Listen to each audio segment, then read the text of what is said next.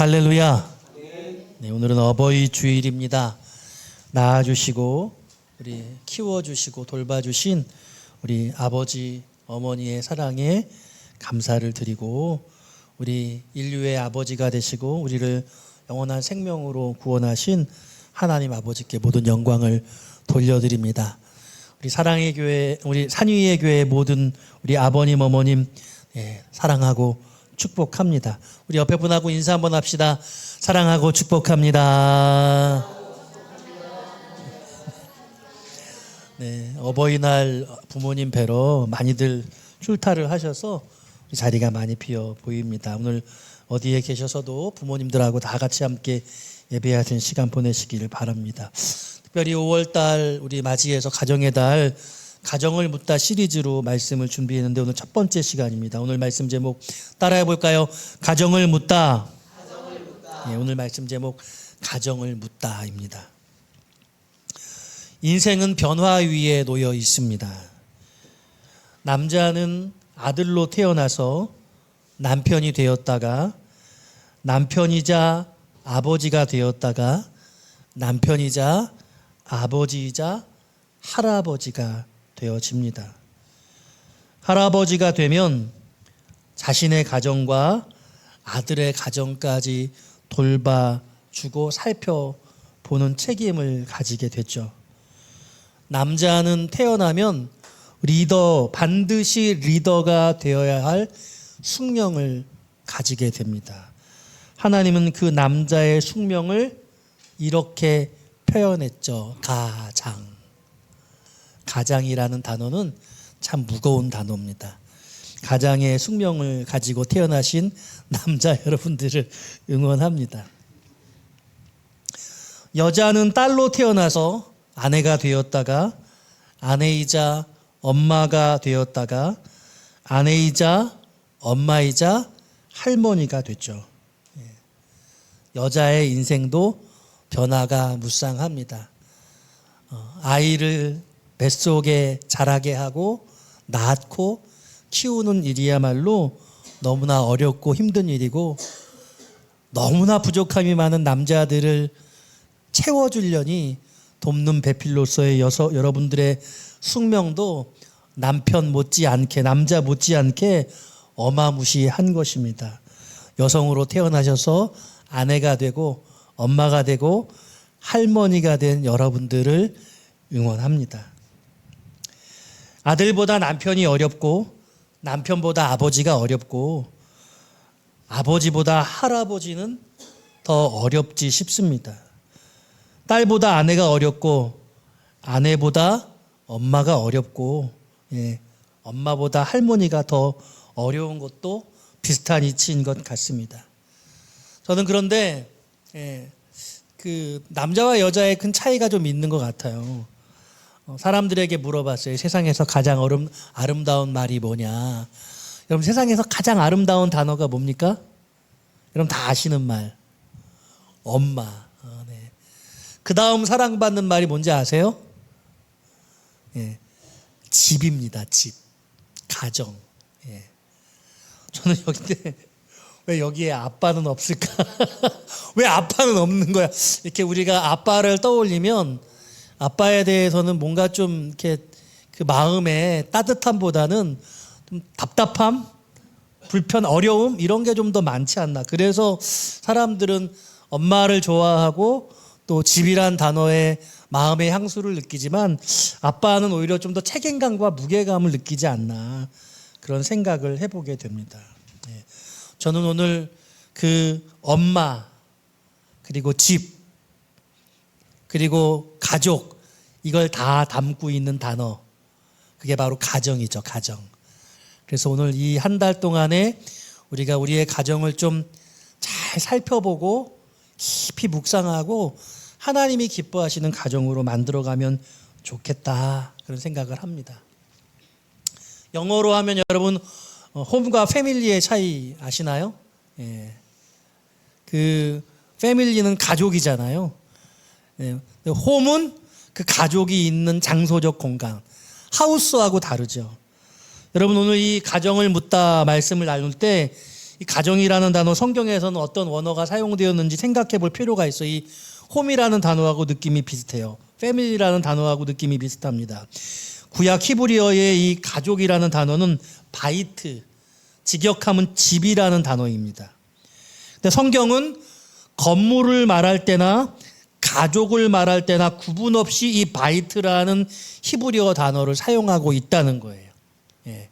홈이라는 느낌하고 아주 같다고 생각하시면 됩니다. 그러니까 성경의 관점은 집은 곧 가족이고 가족이 곧 집이라는 그런 의미입니다. 여기서 조금 더 확대되면 미슈파하라는 히브리어가 있는데 시족이나 가문 이렇게 번역할 수 있습니다. 조금 더 가족의 단위를 넘어선 혈연 집단을 일컫는 것이겠죠. 이게 신약 성경에 오면 오이코스라는 단어로 바뀌어서 사용되어집니다. 주 예수를 믿으라.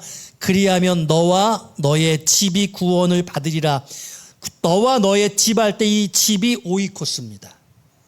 이 오이코스라는 개념은 가정이라는 개념, 집이라는 개념에서 좀 더 나아가서 교회라는 개념까지 포함하고 있다. 여러분들이 이 가정이라는 단어의 원어가 성경적으로 어떤 의미인가 생각해 보아야 하겠죠. 그러니까 이 가정이라는 이 의미는 한 지붕 아래에서 삶과 신앙을 함께 나누는 운명 공동체, 이렇게 이해를 하시면 되겠습니다. 저는 오늘 이 가정에 대해서 시편 127편을 통해서 그 본질적인 의미를 살펴보려고 하는데, 여러분들이 생각하는 가정과 조금 차이가 있을 수 있겠다. 우리가 갖고 있는 가정에 대한 이해는 세상적인 가치에 상당히 편승해 있어요. 세속의 가정의 가치와 우리가 비슷한 마음을 가질 가능성이 있습니다. 오늘 말씀을 들으면서 여러분 평가하시고 점검하시고 성경적 가정관으로 여러분들이 좀 새롭게 여러분들이 세워지면 좋겠다 말씀을 드립니다.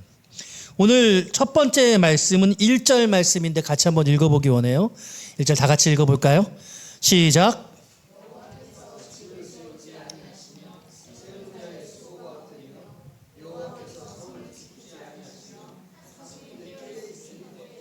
아멘. 자, 오늘 이 시편 127편 말씀 모르는 분이 없을 텐데 이 1절 말씀을 늘 읽다 보니까 정확한 개념 정의가 안 되어지는 부분이 있어요. 제가 여러분께 오늘 명확하게 이 부분을 번역해서 이렇게 첫 번째 메시지로 드리고 싶습니다. 우리 따라해 볼까요? 가족의 구성은 하나님으로 완성된다. 오늘 첫 번째 여러분께 드리는 메시지는 가족의 구성원은 하나님으로 완성된다는 것입니다.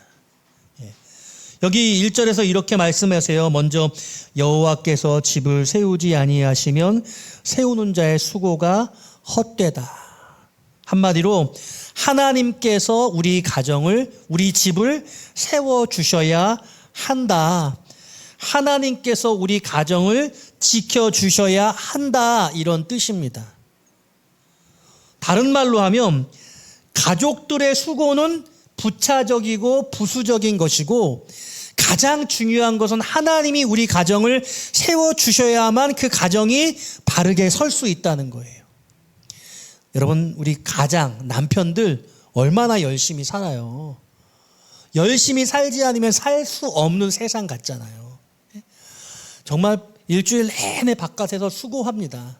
직장 생활하고 사업하고 한 달 그 월급이나 어떤 소득이 있어서 그걸 가족에게 갖다 주어야 생활비도 하고 그리고 자녀들 양육비도 하고 또 하나님이 주신 어떤 마음의 레저와 여유도 가지게 되고 우리의 미래와 노후도 준비할 수 있겠죠. 우리 아내들 얼마나 많이 수고합니까? 그 수고하는 수고, 남편 뒷바라지 해야 되잖아요. 자녀들 양육해줘야 되잖아요.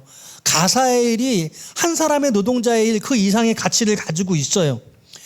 그렇게 남편이 바깥일로 수고하는데, 그렇게 아내들이 가정일로 고생하는데 그 가족들의 수고는 부수적인 것이라는 거예요. 오늘 2절 말씀이 이렇게 말해요. 너희가 일찍이 일어나고 늦게 누우며 수고의 떡을 먹음이 헛되도다. 열심히 일하는 것, 그것 중요한 일인 것 같지만 그게 메인이 아니라는 거예요. 여러분 얼마나 열심히 사세요? 다 열심히 살아요. 아무도 열심히 살지 않은 사람은 없습니다.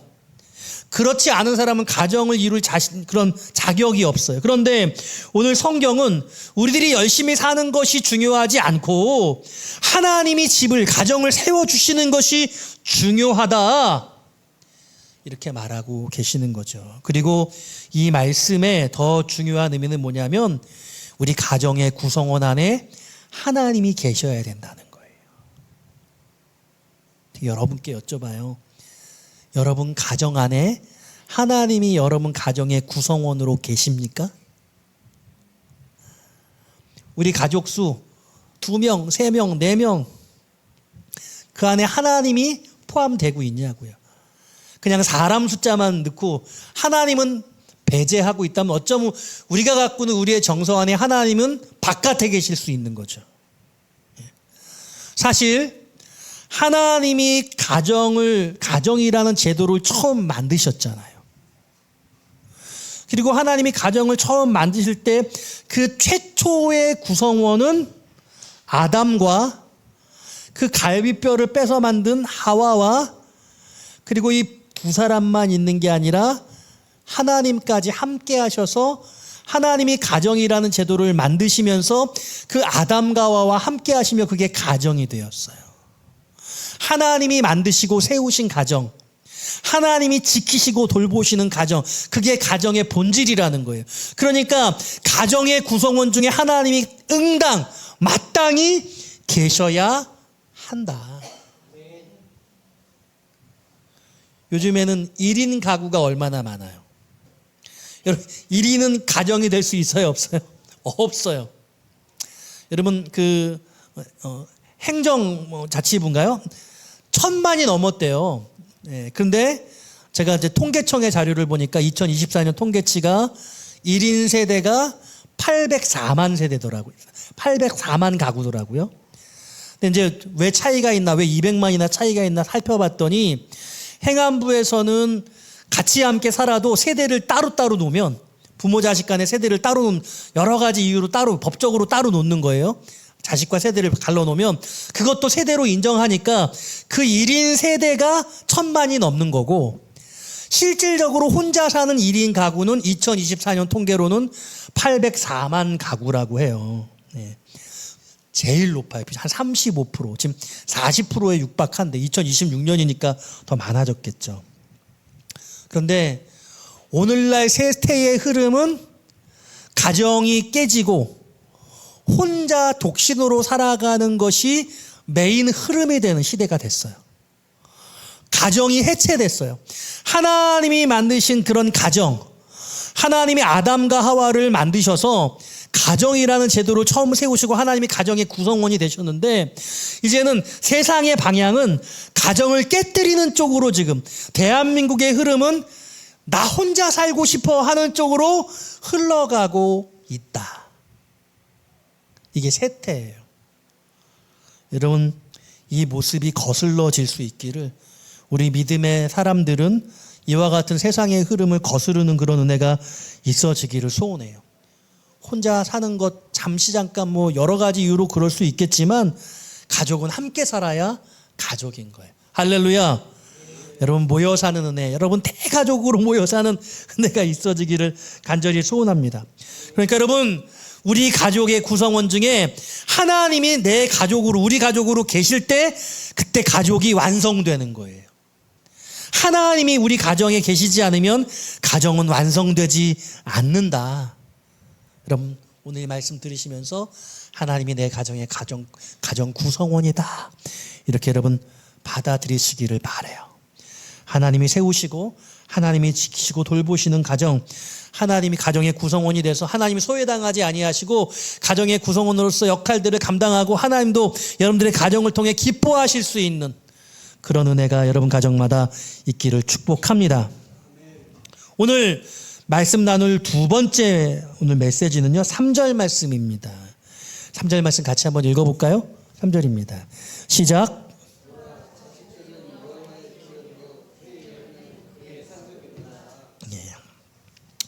오늘 3절 말씀에서 중요한 두 가지 가정의 본질을 말씀하고 계시는데, 두 번째 오늘 메시지는 자식은 하나님의 기업이고 자식은 부모에게는 상급이라고 오늘 말씀하시고 계세요.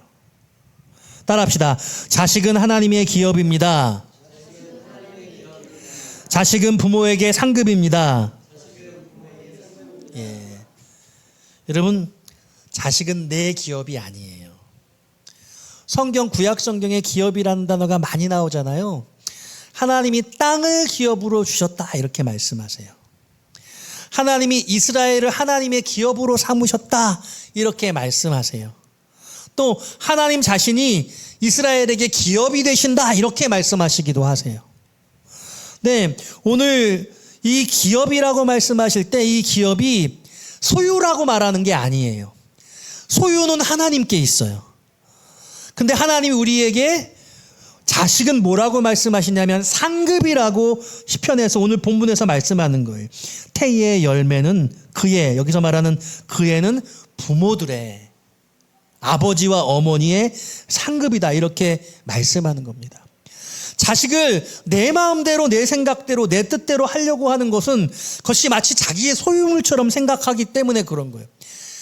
인식으로는 그렇지 않아요.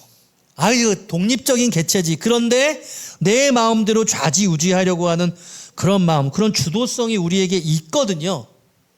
하나님은 뭐라고 말씀하시냐면 자식은 하나님에게 소유되어 있다. 하나님의 기업이다. 이렇게 말씀하고 계세요. 여러분, 분명히 제가 말씀드리는 것이 최초의 가정에는 자녀가 없었어요. 아담하고 하와하고 하나님만 최초의 가정으로 있었잖아요. 하나님께서 가정을 만드시면서 지상 명령을 주셨죠.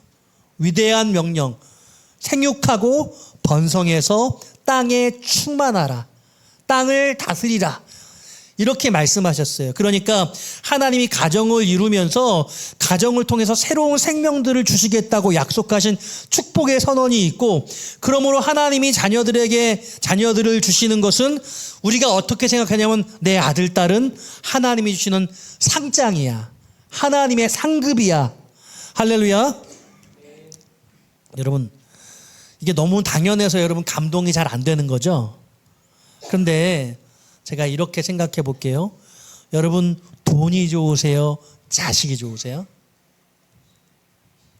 당연히 자식이 좋죠. 그럼 자식을 많이 낳는 게 더 좋은 거 아니에요? 돈은 많이 벌고 싶은데 자식은 왜 많이 안 낳고 하나나 둘만 낳으려고 해요? 여기 자식이 부모에게는 상급이래요. 상급 많이 받으면 좋잖아요. 다다익선이잖아요. 많을수록 좋은 거잖아요. 그런데 왜 돈은 많기를 원하면서 자식은 하나나 둘만 키우려고 할까? 사랑하는 여러분, 지금 이 세상에 대한민국이 잘 살게 되면서 트렌드가 자식을 많이 갖지 않거나 아니면 자식을 갖지 않고 살아가는 것을 이 시대의 가치로 삼는 그런 트렌드와 흐름이 있어요. 반려견, 반려묘는 자식이 아니에요. 내 새끼처럼 생각할 수 있어요. 외로우면 그럴 수 있겠죠. 제가 여러분 그 애완견들, 뭐 고양이 키우는 거 제가 비판하는 거 아니에요. 그런데 혼자 살면서 그걸 자식 삼는 것은 저는 안 된다고 말씀드려요. 어떻게 살다 보니 외로울 수 있어요. 그러므로 펫을 같이 함께 할 수도 있습니다. 외로움을 달래는 방식입니다. 그러나 우리는 하나님이 주신 가정 안에서 자녀들을 두어야 할 책임과 사명이 있다고 말씀을 드리는 거예요. 오늘날 가족의 구성원이 달라지고 있어요. 최초의 가정은 하나님과 남편과 아내였었는데 하나님이 자식을 만드셔서 자식을 두어서 그 가정을 풍성하게 세워가시기를 원하신 거예요.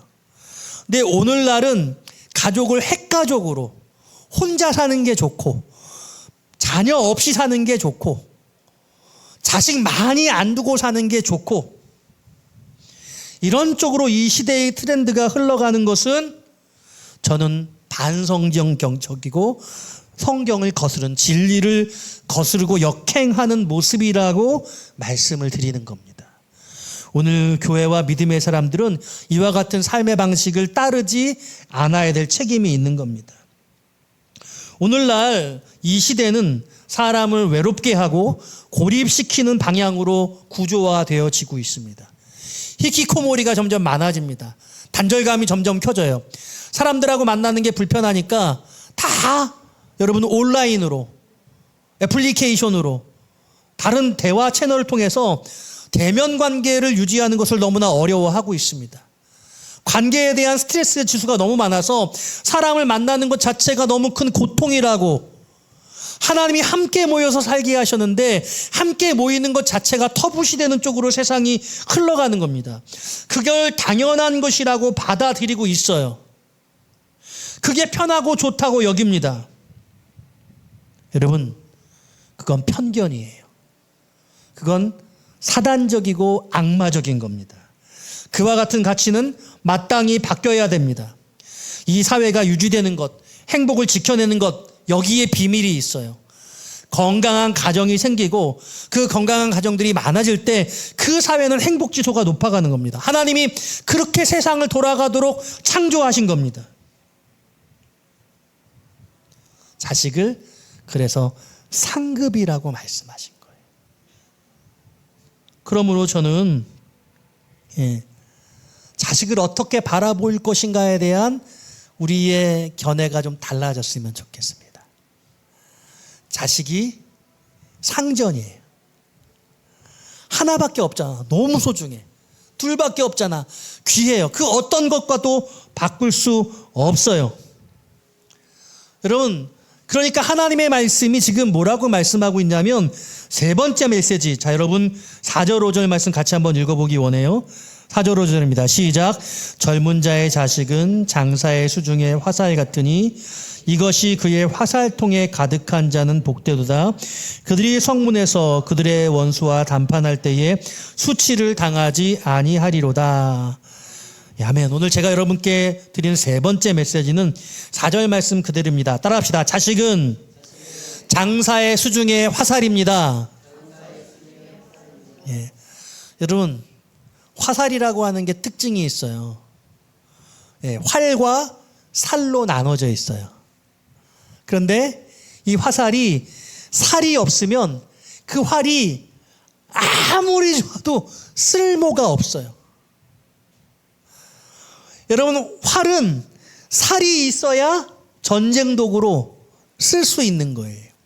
하나님이 부모와 자식의 이 관계를 활과 화살로 비유해서 이 전통, 화살을 넣는 통 안에 이 통에 화살이 가득할 때 그게 가장 좋은 것이라고 비유하고 있는 거예요. 이 화살통에 화살이 많을수록 좋은 거예요. 그건 옛날이니까 그렇죠. 오늘날 자식 키우는데 돈이 얼마나 많이 든 줄 아세요, 목사님? 여러분, 자식 키우는데 얼마나 여러분 고통이 많으세요? 얼마나 수고를 많이 하세요? 맞아요. 그런데 여러분, 성경에서는 그렇게 말하지 않아요. 성경에서는 자식이 누구의 기업이라고요? 하나님의 기업이라고요. 내 게 아니고 부모 게 아니에요. 부모가 키우는 게 아니에요. 하나님이 키워주시는 거예요.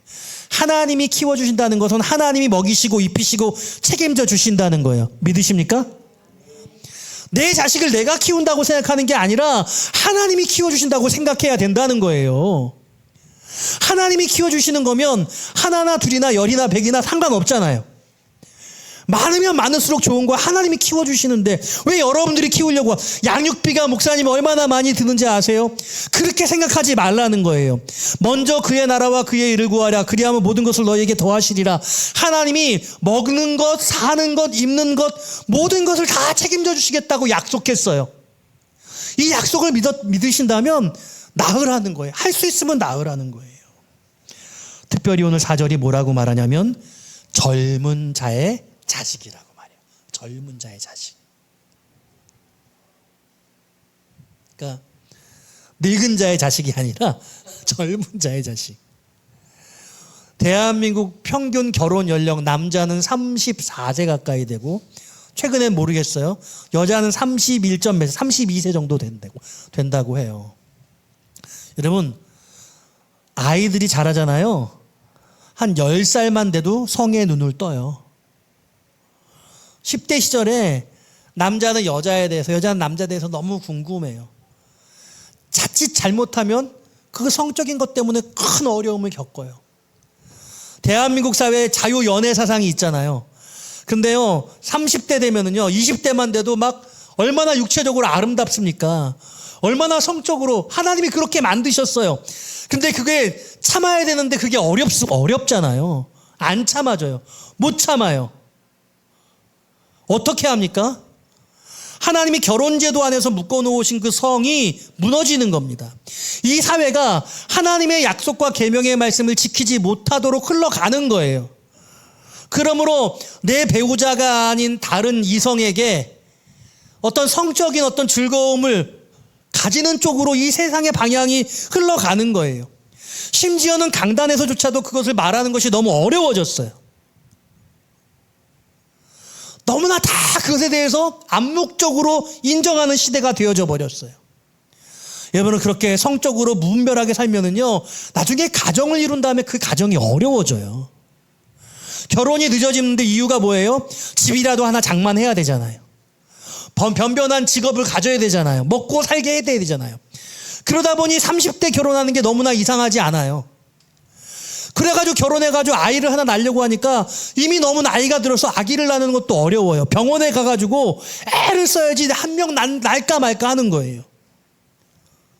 산유의 교회는 일찍 결혼하는 걸 추천합니다. 경제적인 능력 없어도 저는 괜찮다고 생각합니다. 하나님이 먹이시고 입히신다는 말씀을 붙들고 대신 열심히 살지 않겠다는, 열심히 산다는 거예요. 하나님이 그렇게 말씀하셨고 그 약속의 말씀을 우리는 믿고 그렇게 살려고 노력하는 겁니다. 실제로 통계를 보면은요, 일찍 결혼하면 일찍 자리 잡고 일찍 직장만을 합니다. 경제적으로도 유익해요. 제가 어렸을 때 자라던 시절에 잘 나가는 직업은 지금도 잘 나갈 수도 있지만 지금 잘 나가지 않는 직업도 많아요. 사회적으로 빨리 자리를 잡으려고 노력하는 그 수고가 10년만 지나면 달라질 수 있어요. 그러니까 내가 사회적으로 좀 자리를 잡아야 되겠다는 그런 세속적인 불신앙의 마음이 아니라 하나님이 주신 하나님의 약속을 지키는 쪽으로 우리의 가치가 모아져야 되는 거예요. 부모님들도 그런 마음을 가지시면 좋겠어요. 자유연애사상, 늦게 결혼하는 만혼들, 이와 같은 삶의 방향성이 출산율을 떨어뜨리고 우리가 하나님 앞에 범죄하게 만들고 아름다운 가정을 더 무너뜨리게 만드는 요인들로 작동하고 있습니다. 그러므로 오늘 본문의 말씀에 일찍 결혼해서 젊은 자의 자식이 하나님이 많게 하시고 그 자식들을 내가 키우는 것이 아니라 하나님이 키우신다는 그런 마음의 소원을 가지고 여러분들의 가정을 이루어 나갔으면 좋겠어요. 제가 이런 말 할 자격은 없어요. 저도 하나밖에 없으니까. 제가 설교 이렇게 하니까 우리 성도님들이 다 부담스러우니까 고개를 떨구고 있는데 여러분 막 나무라는 거 아니에요. 우리가 그런 세태 속에 있어요. 저도 회개해야 돼, 그렇게 치면. 이 말씀을 우리가 분명히 이해하고 이 말씀의 가치체계를 우리 안에 내면화하고 지금 여러분들의 자녀들이 이 말씀의 가치를 신념과 세계관으로 가져서 그들의 삶을 살아나갈 수 있도록 우리는 그렇게 아이들을 도와줘야 되는 거예요. 여러분들의 자녀가 그렇게 되시기를 주님의 이름으로 축원합니다.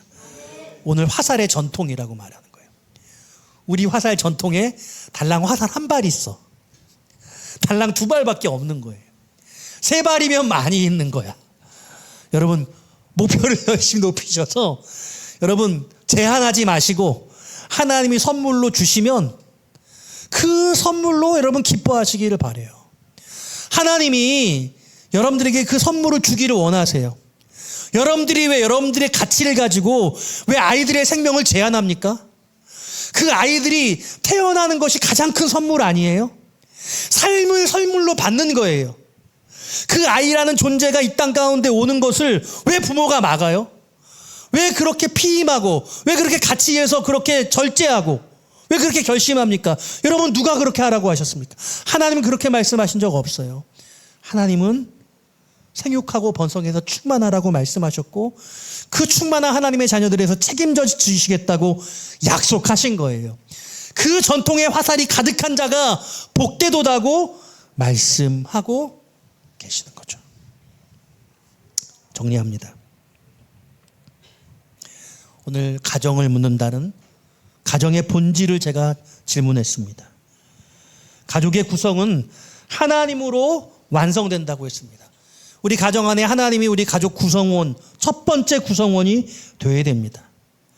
우리의 자녀는 하나님이 주신 기업이고, 우리에게, 부모에게는 하나님이 주신 놀라운 상급이라는 사실들을 말씀드렸습니다.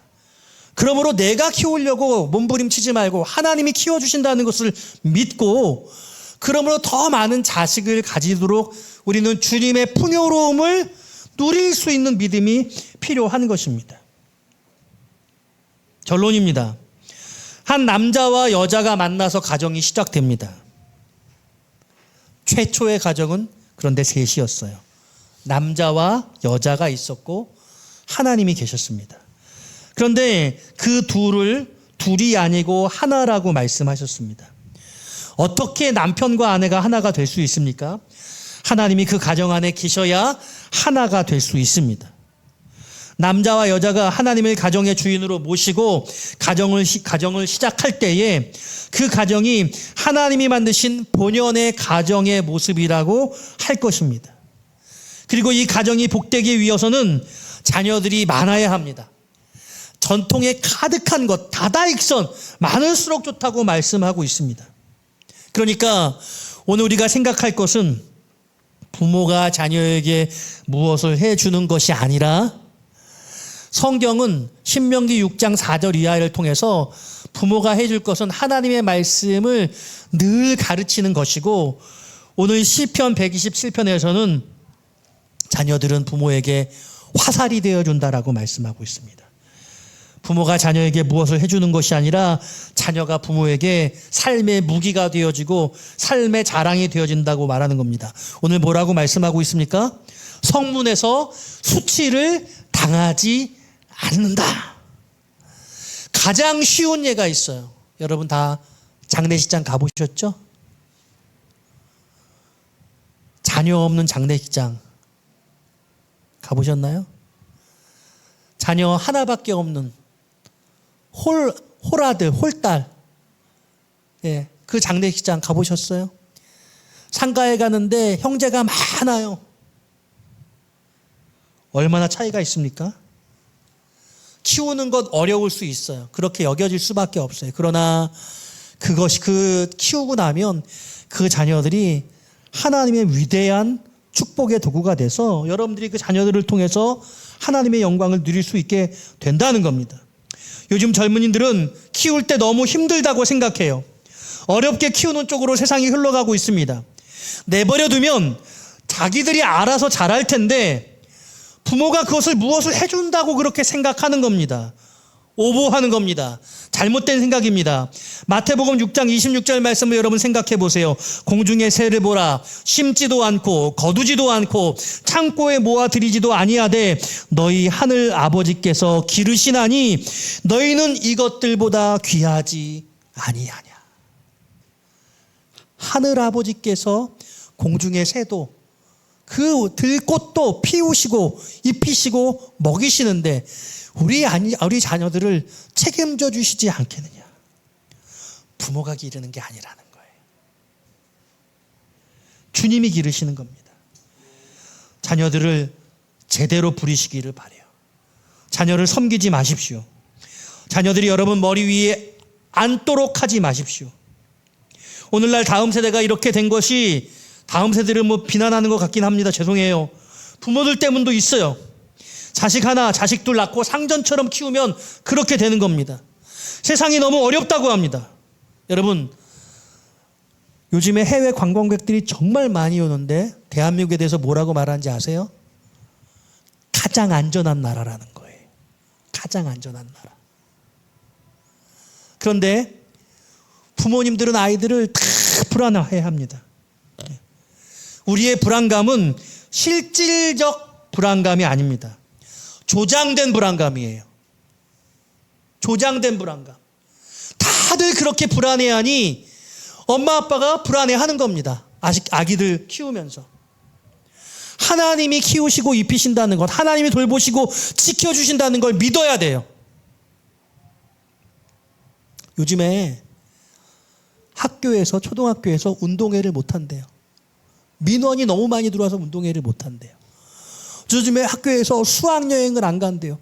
부모들이 그렇게 민원을 제기해서 선생님들이 수학여행을 그냥 안 간대요. 그냥 아이들을 맡겨놓고 그렇게 아이들을 키우는 거예요.